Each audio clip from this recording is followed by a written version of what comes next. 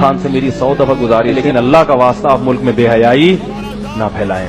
PTI से हमें बहुत बड़ा इख्तलाफ है। वो जलसों में जो नचवाते हैं लड़के लड़कियों को इकट्ठा, वो किसी ने बड़ा अच्छा एक लतीफा भेजा कि जब मुत्तहिदा थी तो बेटी का रिश्ता देने से पहले लोग लड़के के बारे में तहकीक करते थे कि कहीं मुत्तहिदा में तो नहीं है। अब जब से पीटीआई आई है तो कहीं लड़की लेनी हो ना किसी घर से तो देखते हैं कि लड़की कहीं पीटीआई में तो नहीं है।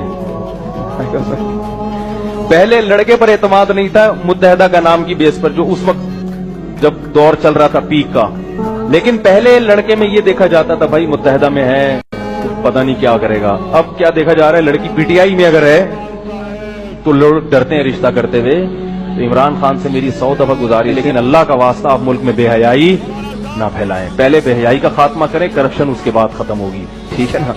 तो हम एक मुहज्जब कौम के लोग हैं, हम अपने बेटे बेटियों को बहनों को इस तरह से नाचते हुए नहीं देख सकते। ये कल्चर किसी कीमत पे हमारे लिए काबिल कबूल नहीं है। इसी तरह को एजुकेशन सिस्टम हमारे लिए काबिल कबूल नहीं है। एक मुहज्जब